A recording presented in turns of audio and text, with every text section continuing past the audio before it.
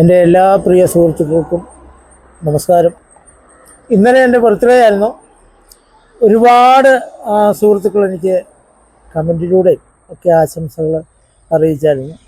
ഒത്തിരി സന്തോഷം. എനിക്ക് ഒരുപാട് സന്തോഷമായി.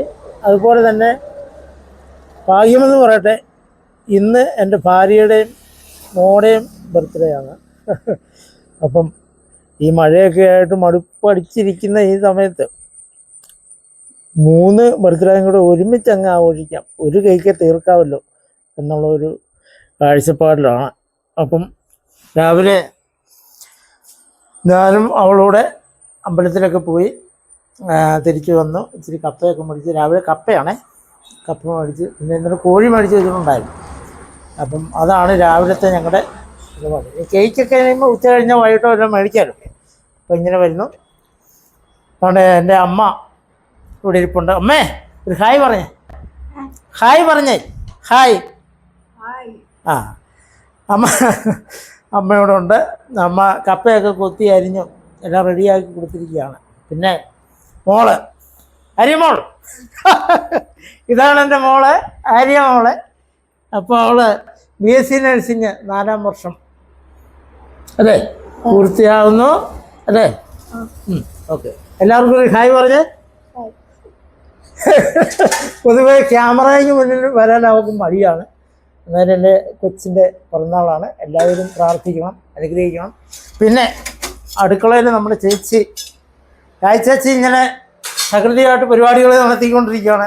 ചേച്ചി, ഓ എന്നാണ് കപ്പ ഇളക്കുന്നു. Happy birthday. എല്ലാവരോടും ഒന്ന് പറഞ്ഞല്ലേ ആശംസകൾ.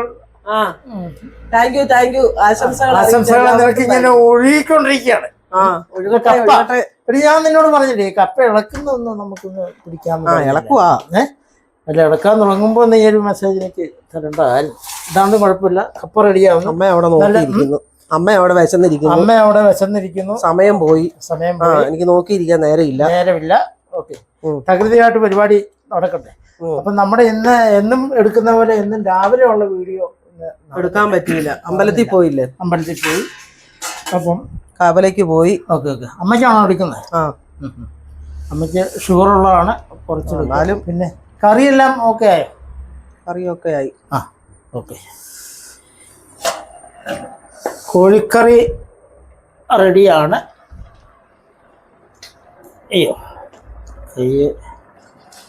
കോഴിക്കറി ഇങ്ങനെ തിളച്ച് മറിഞ്ഞുകൊണ്ടിരിക്കുകയാണ്.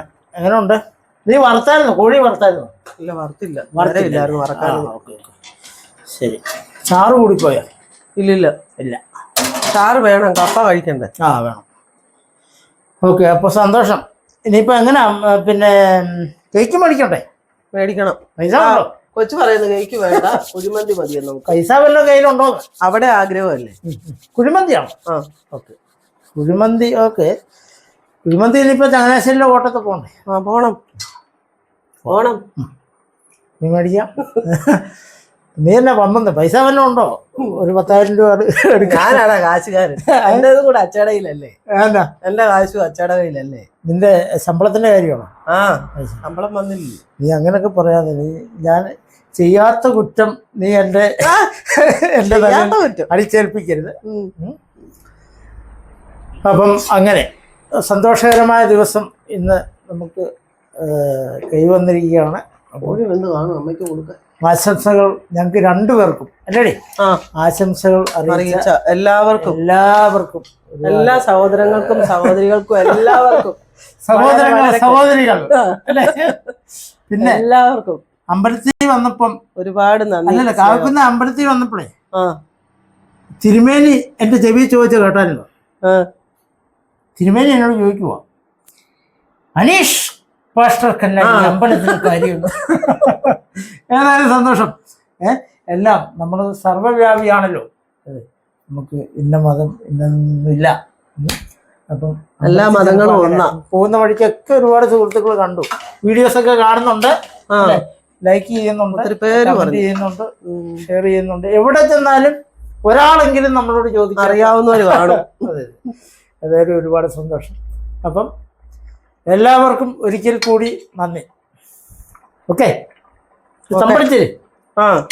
Okay okay, thank you. Thank you. Subscribe and follow me.